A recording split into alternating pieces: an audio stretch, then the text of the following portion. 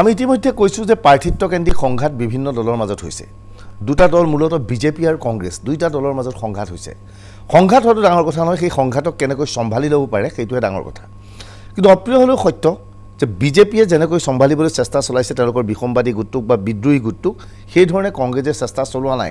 কংগ্ৰেছে সামান্যতম চেষ্টা চলোৱা নাই। যাক টিকট নিদিলে, টিকেট নোদোৱা প্ৰাৰ্থীজনে যেতিয়া অসন্তুষ্টি ব্যক্ত কৰিছে তেওঁক বুজাবলৈ বা মনাবলৈ কোনো ধৰণৰ চেষ্টা চলোৱা নাই। সেই কথা আজি আমি আপোনালোকক অৱগত কৰিম। এইবাৰ হ'ল শিলাদিত্যৰ প্ৰসংগলৈ। শিলাদিত্যক প্ৰাৰ্থিত্ব দিয়া নহ'ল, তাত ৰামকৃষ্ণ ঘোষক প্ৰাৰ্থিত্ব দিয়া হ'ল। সেই শিলাদিত্যক মনাবলৈ আজি হোজাইস্থিত শিলাদিত্যৰ বাসগৃহত উপস্থিত হ'ল স্বয়ং হিমন্ত বিশ্ব শৰ্মা। হিমন্ত বিশ্ব শৰ্মাৰ লগত আছিল হোজাই সমষ্টিৰ যিগৰাকীক টিকট দিয়া হৈছে ৰামকৃষ্ণ ঘোষ, লগত দিলীপ শইকীয়া। আজি এইদৰে হিমন্ত বিশ্ব শৰ্মাই হোজাইত এখন সভাত অংশগ্ৰহণ কৰি শিলাদিত্যৰ বাসগৃহত আহে আৰু শিলাদিত্যৰ সৈতে দীঘলীয়া কথা পাতে। দিলীপ শইকীয়াও আছে। ইয়াৰ পূৰ্বে দেখা গৈছিল যে বৃহস্পতিবাৰে শিলাদিত্যৰ হোজাইস্থিত বাসগৃহত উপস্থিত হৈছিল স্বয়ং হিমন্ত বিশ্বৰ দূত হিচাপে পীযুষ হাজৰিকা। পীযুষ হাজৰিকাৰ লগত ইয়াৰ পূৰ্বে আগৰ দিনটোত বৃহস্পতিবাৰৰ দিনটোত দীঘলীয়া আলোচনা হৈছিল।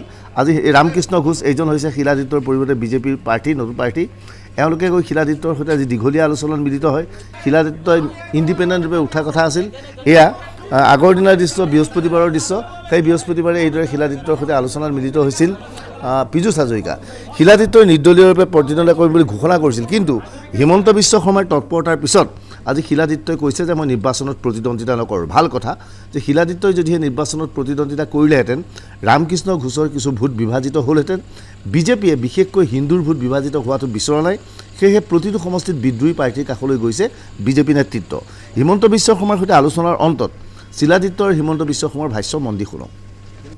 যে আমিতো বিজেপিক হেৰাব বিচৰা নাই, আমি জিকিব বিচাৰিছিলোঁ। কিন্তু জিকিব গৈ যদি বিজেপি হাৰি যায় স্বাভাৱিকভাৱে কংগ্ৰেছ জিকি যাব, আৰু কংগ্ৰেছ যদি জিকি যায় তেতিয়াহ'লে আকৌ আজমলৰ দপদপানি হোজাইত বাঢ়ি যাব। সেইখিনি বস্তুটো আমি সহ্য কৰিব নোৱাৰিম। সেইকাৰণে প্ৰথম কথাটো হ'ল যে আমি আজমলৰ দপদপানি বন্ধ কৰাৰ কাৰণে মই এইটো ক'ব পাৰে ত্যাগ কৰিলোঁ যে মই ইণ্ডিপেণ্ডেণ্ট হিচাপে কেণ্ডিডেট নহওঁ। দ্বিতীয়টো হৈছে আমাৰ ডক্টৰ হিমন্ত বিশ্ব শৰ্মা ডাঙৰীয়া যেতিয়া আহিলে আজি বহুত আলোচনা হৈছে, বিভিন্ন বিষয় আলোচনা হৈছে। আমাৰ কৰ্মীসকলৰ বিষয়ে আলোচনা হৈছে।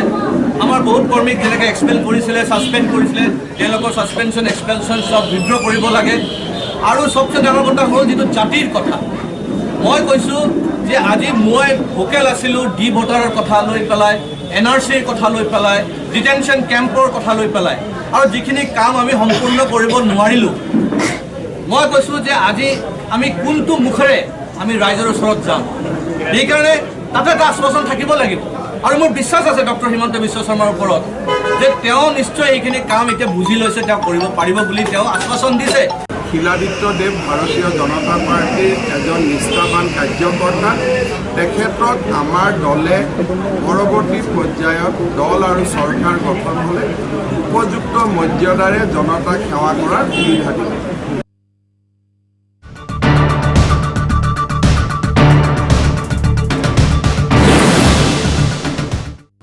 অৰ্থাৎ শিলাদিত্য সংঘাতত হিমন্ত বিশ্ব শৰ্মাই ক'লে তেওঁৰ দলৰ এজন জ্যেষ্ঠ সদস্য, আৰু অহাবাৰ চৰকাৰ গঠন হোৱাৰ পিছত চৰকাৰ গঠন হ'ব বুলি বিজেপি দাবী কৰিছে। শিলাদিত্যক উপযুক্ত মৰ্যাদা দিয়া হ'ব। বিগত নিৰ্বাচনৰ সময়ত দেখা গৈছিল যে হিমন্ত বিশ্ব শৰ্মাৰ লগত যিসকল কংগ্ৰেছ নেতা বিজেপিলৈ আহিছিল তেওঁলোকৰ প্ৰায় প্ৰতিগৰাকী টিকট পাইছিল। জয়ন্ত মল্ল বৰুৱাই সেইবাৰ টিকট পোৱা নাছিল। জয়ন্ত মল্ল বৰুৱাক সেই সময়ত যথেষ্ট মৰ্যাদা দি পৰৱৰ্তী সময়ত পৰ্যটন নিগমৰ অধ্যক্ষ পাতিছিল আৰু তেওঁ কেবিনেট ৰেংকৰো মৰ্যাদা দিয়া হৈছিল। স্বাভাৱিকতে শিলাদিত্যক তেনেধৰণৰ কিবা প্ৰতিশ্ৰুতি দিয়া হৈছে যে নিৰ্বাচনৰ অন্তত বিজেপি চৰকাৰ অহাৰ পিছত আপোনাক এনেধৰণৰ কাম কৰা হ'ব। এইখিনি সময়তে অসম গণ পৰিষদৰ বাবে এটা ভাল খবৰ আছে। সেই খবৰটো আহিছে তেজপুৰৰ পৰা। তেজপুৰত বৃন্দাবন গোস্বামীয়ে নিৰ্বাচনত প্ৰতিদ্বন্দ্বিতা নকৰে। এবাৰ এই দৃশ্য মন কৰক, তেজপুৰৰ জিলা উপায়ুক্তৰ কাৰ্যালয়ত এইদৰে উপস্থিত হৈছে বৃন্দাবন গোস্বামী আৰু তেওঁ মনোনয়ন পত্ৰ নাকচ কৰিছে। বৃন্দাবন গোস্বামীৰ পৰিৱৰ্তে অগপই তেজপুৰত নতুনকৈ যোগদান কৰা বিষ্ণুৰাভাৰ পুত্ৰ পৃথ্বীৰাজ ৰাভাক টিকট দিছিল।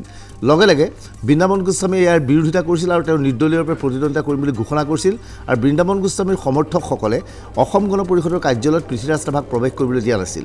আনহাতে তেজপুৰৰ একাংশ বিদ্ৰোহী বিজেপিৰ মাজৰ পৰাই পূৰ্বৰ বিধায়ক ৰাজেন বৰঠাকুৰৰ জ্যেষ্ঠ ভাতৃ জিতেন বৰঠাকুৰে নিৰ্বাচনৰ বাবে নিৰ্দলীয়ভাৱে মনোনয়ন পত্ৰ দিছিল। কিন্তু হিমন্ত বিশ্ব শৰ্মাই সমগ্ৰ প্ৰক্ৰিয়াটো হাতত লৈ হিমন্ত বিশ্ব শৰ্মা নিজে তেজপুৰত উপস্থিত হয় আৰু তেওঁ অনুৰোধ কৰাৰ পিছত বৃন্দাবন গোস্বামীও আজি মনোনয়ন পত্ৰ প্ৰত্যাহাৰ কৰিছে, জিতেন বৰঠাকুৰৰ মনোনয়ন পত্ৰ প্ৰত্যাহাৰ কৰিছে। এনে অৱস্থাত তেজপুৰত মূলতঃ পোনপটীয়া প্ৰতিদ্বন্দ্বিতা হ'ব এতিয়া কংগ্ৰেছ আৰু অসম গণ পৰিষদৰ মাজত। দেখা গৈছে অসম গণ পৰিষদৰ সাংগঠনিক ভিত্তি তেজপুৰত যথেষ্ট শক্তিশালী নহয় যদিও বিজেপি নেতৃত্বই পূৰ্ণভাৱে তেজপুৰৰ প্ৰাৰ্থী অগপ প্ৰাৰ্থী পৃথ্বীৰাজ ৰাভাক বিজয়ী কৰিবলৈ চেষ্টা চলাইছে।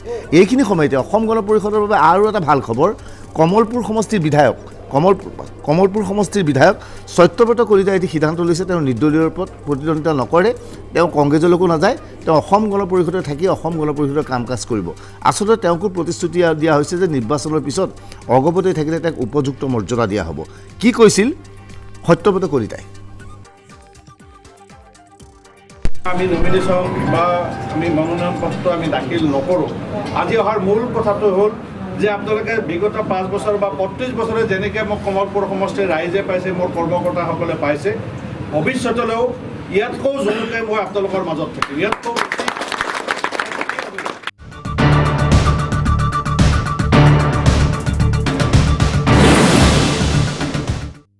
আমি দেখুৱাইছিলোঁ সত্যব্ৰত কলিতাৰ বক্তব্যৰ লগত ভিডিঅ'ই, সেই ভিজুৱেল আছিল আচলতে কিশোৰ ভট্টাচাৰ্য, কংগ্ৰেছৰ প্ৰাৰ্থী, আজি কমলপুৰৰ পৰা হয় তেওঁ মনোনয়ন পত্ৰ দাখিল কৰিছে। মাজুলীত এটা সময়ত এজন শক্তিশালী নেতা আছিল, তেওঁ হৈছে পদ্মেশ্বৰ দলে। অসম গণ পৰিষদৰ তেওঁ বিধায়ক আছিল, এটা সময়ত তেওঁ মন্ত্ৰীও হৈছিল। পদ্মেশ্বৰ দলে বিভিন্ন সময়ত বিশেষকৈ মিচিং ভোটাৰৰ পৰা যথেষ্ট সহায় লাভ কৰে।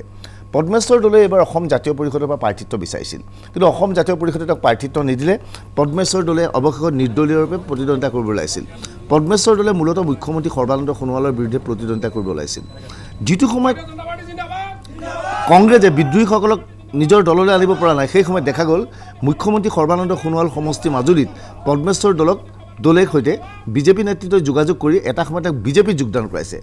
যি পদ্মেশ্বৰ দলে আঞ্চলিকতাবাদীৰ নেতা আছিল, সৰ্বানন্দ সোণোৱালৰ বিৰুদ্ধে প্ৰতিদ্বন্দ্বিতা কৰাৰ কথা আছিল, সেই পদ্মেশ্বৰ দলে আজি মাজুলীত বিজেপিৰ কাৰ্যালয়ত আহি নিজকে বিজেপিৰ সদস্যৰূপে অংশগ্ৰহণ কৰে আৰু এতিয়াৰ পৰা সৰ্বানন্দ সোণোৱালৰ হৈ মাজুলীত তেওঁ প্ৰচাৰ অভিযান চলাব। এয়াই হৈছে বিজেপিয়ে কেনেধৰণে বিদ্ৰোহীসকলক নিজৰ পক্ষলৈ আনিবলৈ সক্ষম হৈছে তাৰে এটা উদাহৰণ।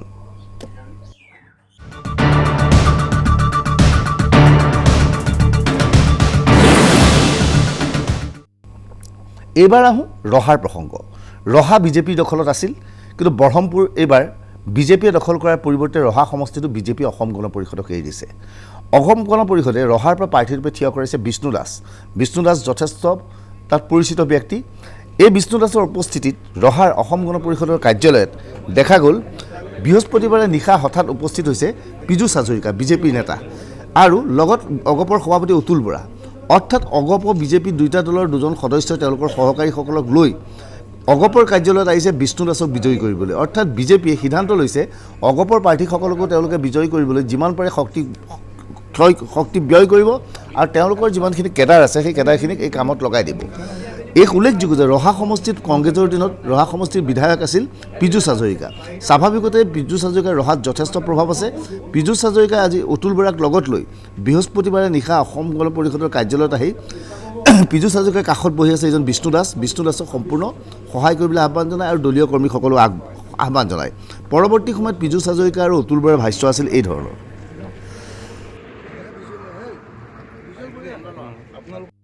এই আসনখন প্ৰতিদ্বন্দ্বিতা কৰিবৰ কাৰণে আমি পাইছোঁ। প্ৰাৰ্থীগৰাকী মোৰ পূৰ্বৰে পৰাই চিনাকি, ব্যক্তিগতভাৱেও সম্পৰ্ক আছে। মই ভাবোঁ যে ৰাইজৰ সহযোগিতা নিশ্চয় পাব। আৰু ভাৰতীয় জনতা পাৰ্টীৰ ইয়াত বিধায়ক আছিল আৰু সাংগঠনিক স্তৰবিলাকো মই শুনিছোঁ যে বহুত মজবুত হৈ আছে। আৰু খন্তেক আগতে বিস্তাৰককে ধৰি ইয়াৰ ভাৰতীয় জনতা পাৰ্টীৰ উপসভাপতি আৰু অন্যান্য নেতৃস্থানীয় যিসকল বিষয়ববীয়া আছে সেইসকলক পাইছোঁ। অসম গণ পৰিষদ দলৰ কৰ্মকৰ্তাসকল ইয়াত উপস্থিত আছে, বিষয়ববীয়াসকল। আৰু খন্তেক আগতে পীযুষ হাজৰিকা ডাঙৰীয়াও আহি ওলালে।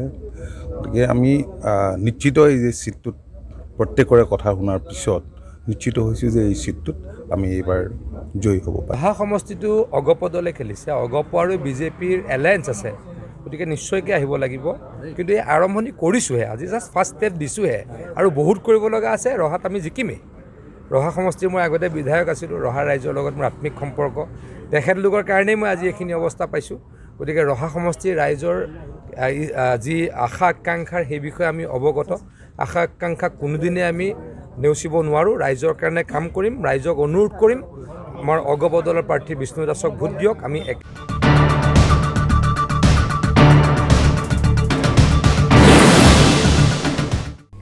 অগপ বিজেপিয়ে সন্মিলিতভাৱে কাম কৰি বিদ্ৰোহী বিধায়কসকলক বা বিদ্ৰোহী প্ৰাৰ্থীসকলক যিটো সময়ত বুজাবলৈ চেষ্টা কৰিছে, সেই সময়ত কিন্তু কংগ্ৰেছ ব্যৰ্থ হৈছে।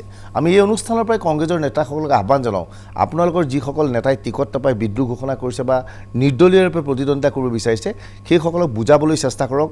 দলীয় স্বাৰ্থত তেওঁলোকে যদি বিভাজিত হয়, ক্ষতিগ্ৰস্ত হ'ব কংগ্ৰেছ আৰু বিজেপি বিজয়ী হোৱাত সহায় কৰিব।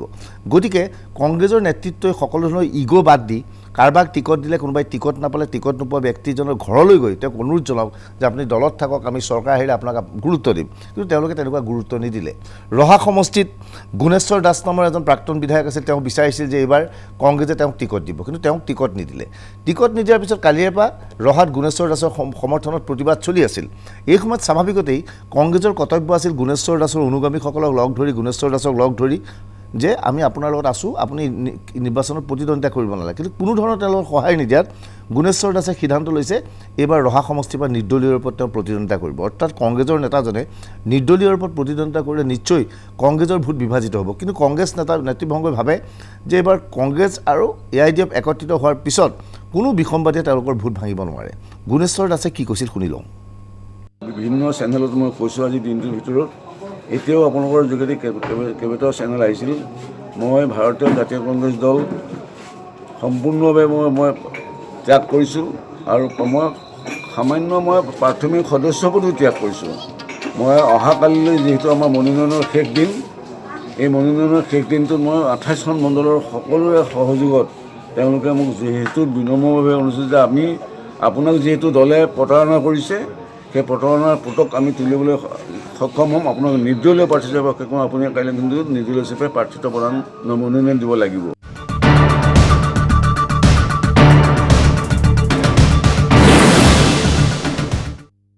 অৰ্থাৎ কংগ্ৰেছ নেতা গুণেশ্বৰ দাসক কোনেও বুজাবলৈ নাহিল। গতিকে গুণেশ্বৰ দাসে এইবাৰ নিৰ্দলীয়ৰ ওপৰত প্ৰতিদ্বন্দ্বিতা কৰিব ওলাইছে। এইবাৰৰ অৰ্ধেন্দুদেৰ প্ৰসংগ হোজাইত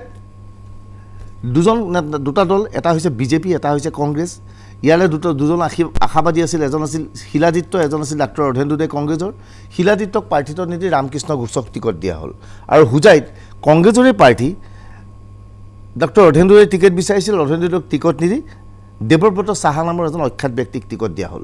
স্বাভাৱিকতেই কংগ্ৰেছ কৰ্মী নেতাসকলৰ কৰ্তব্য আছিল অৰ্ধেন্দুদক বুজোৱা, কিন্তু অৰ্ধেন্দুদৰ কাষত বুজাবলৈ কোনো নগ'ল।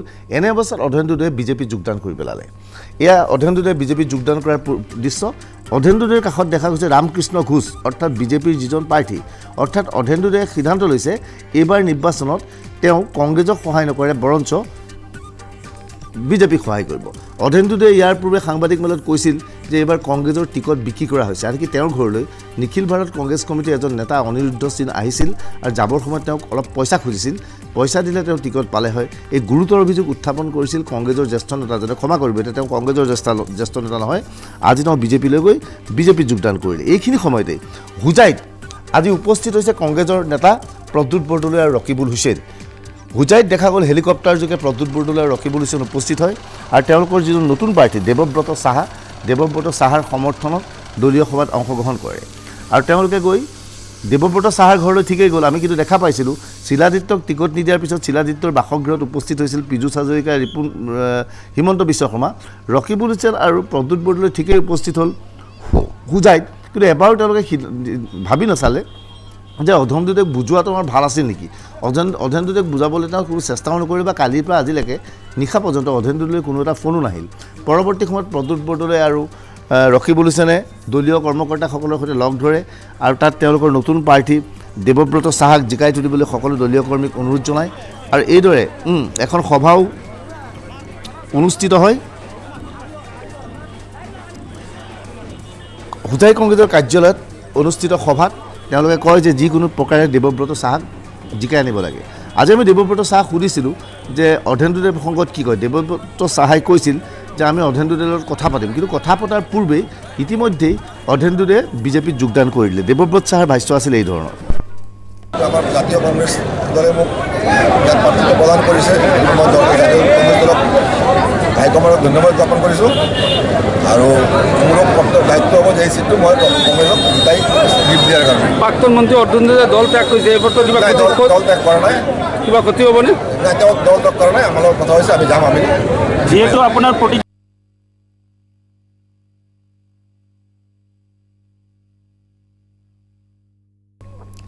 ডুমডুমাত বিজেপিৰ প্ৰাৰ্থীৰ দাবীদাৰ আছিল লক্ষেশ্বৰ মৰাণ, কিন্তু তেখেতক টিকট দিয়া নহ'ল, কিয়নো অমিত শ্বাহে ক'লে যে অসমৰ পৰা চাহ জনগোষ্ঠীৰ অধিক লোকক টিকট দিবলগীয়া। এতিয়া প্ৰাৰ্থী নাছিল, গতিকে চাহ জনগোষ্ঠীৰ নেতা ৰূপেশ গোৱালাক একেদিনাই বিজেপিত যোগদান কৰাই পৰৱৰ্তী সময়ত তেওঁক ডুমডুমাৰ পৰা টিকট দিলে।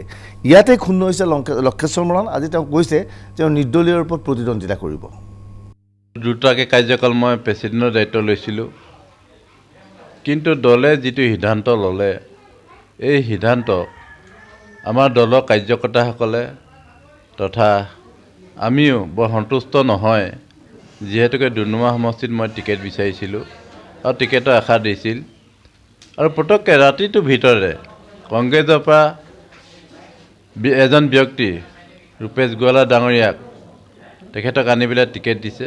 গতিকে আমাৰ সমষ্টিৰ কাৰ্যকৰ্তাসকলে আন্তৰিকতা ল'ব পৰা নাই, আৰু কাৰ্যকৰ্তাসকলে মোক কৈছে যে আপুনি নিৰ্দলীয় হিচাপে প্ৰাৰ্থিত্ব আগবঢ়াওক, আমি সকলোৱে আপোনালোকৰ লগত আছোঁ।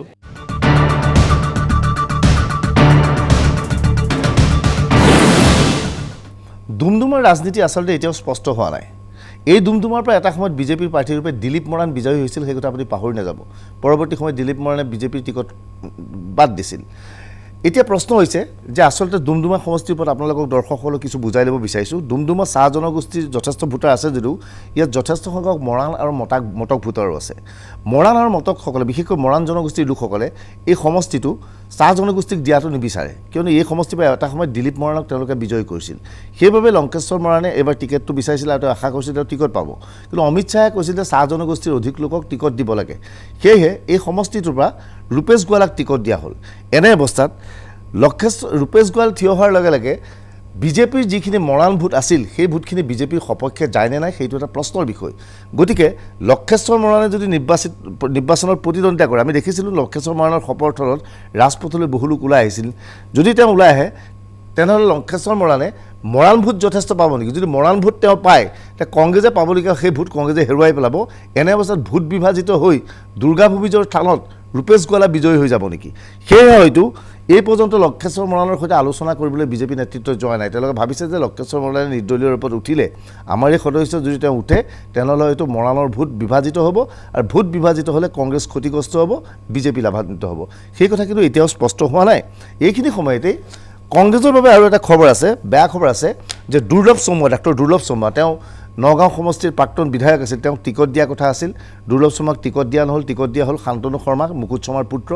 আৰু দুৰ্লভ চমুৱাৰ সমৰ্থকসকলে ইতিমধ্যে কংগ্ৰেছৰ কাৰ্যালয় লণ্ডভণ্ড কৰিছে, আৰু দুৰ্লভ চমুৱাক টিকট নিদিয়াৰ আঁৰত ৰকিবুল হুছেইন আৰু প্ৰদ্যুৎ বৰদলৈ বুলি অভিযোগ কৰিছিল। আজি সেই দুৰ্লভ চমুৱাই মনোনয়ন পত্ৰ দাখিল কৰিছে নিৰ্দলীয়ৰূপে নগাঁও সমষ্টিৰ পৰা।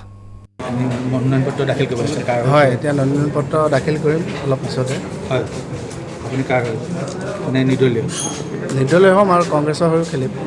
যদি কংগ্ৰেছৰ হৈ মোৰ নমিনেশ্যন আমাৰ যদি তেওঁলোকে এ ফৰ্ম বি ফৰ্ম নিদিয়ে, সময়লৈকে টাইম আছে, তেতিয়াহ'লে মই ইণ্ডিপেণ্ডেণ্ট হিচাপেও নমিনেশ্যন দিছোঁ। আপুনি কংগ্ৰেছৰ হৈ খেলিব?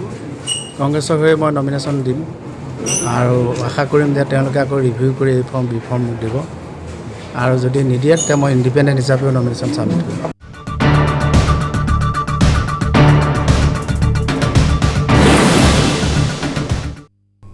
দুৰ্লভ চমুৱাৰ বিষয়টোক যদি আমি সমীক্ষা চলাওঁ, আমি সমগ্ৰ বিষয়টোক যদি ব্যাখ্যা কৰোঁ, তাক আপুনি চকুৰ আগত দেখাৰ নিচিনা ঘটনা নহয়। এক কথাত ক'বলৈ গ'লে বহুতে ভাবিছে যে দুৰ্লভ চমুৱাই যদি নিৰ্দলীয়ৰ ওপৰত প্ৰতিদ্বন্দ্বিতা কৰে তেনেহ'লে কংগ্ৰেছৰ ভোট বিভাজিত হ'ব আৰু তাৰ ফলত লাভান্বিত হ'ব ৰূপক শৰ্মা, সেইবুলি বহুতে ভাবিছে। তাৰ ফলত লাভান্বিত হ'ব দুৰ্লভ চমুৱা উঠালে কংগ্ৰেছৰ ভোট বিভাজিত হ'ব, তাৰ ফলত লাভান্বিত হ'ব ৰূপক শৰ্মা আৰু শান্তনু শৰ্মা পৰাস্ত হ'ব। কিন্তু বাস্তৱিকতে সেয়া হয়নে?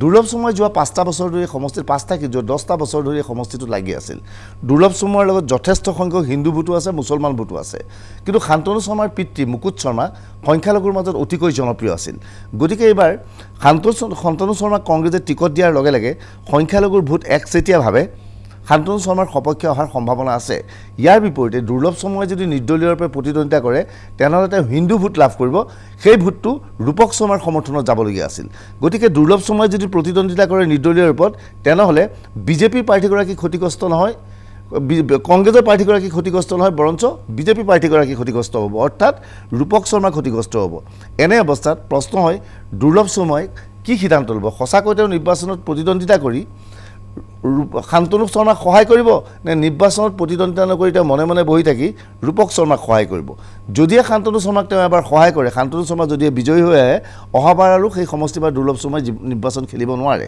কিয়নো তেওঁ বিধায়ক হোৱাৰ পিছত তেওঁ কৰ্তন কৰা নহয় গতিকে ৰূপক শৰ্মাৰ আমি ভাবোঁ যদি ৰূপক শৰ্মা এতিয়া দুৰ্লভ শৰ্মাই যদিহে ৰূপক শৰ্মা বিজয়ী হোৱাটো বিচাৰে নিশ্চয় দুৰ্লভ শৰ্মাই নিৰ্বাচনত প্ৰতিদ্বন্দ্বিতা কৰাটো উচিত নহ'ব তেওঁ যদি নিৰ্বাচনত প্ৰতিদ্বন্দ্বিতা কৰে তেনেহ'লে ভোট বিভাজিত হ'ব আৰু ভোট বিভাজিত হোৱাৰ পিছত বিশেষকৈ হিন্দু ভোট বিভাজিত হৈ শান্তনু শৰ্মা বিজয়ী হ'ব এয়া নগাঁৱৰ একাংশ সচেতন লোকৰ ভাষ্যৰ পৰা আমি এই সমীক্ষা আপোনালোকক আগবঢ়াইছোঁ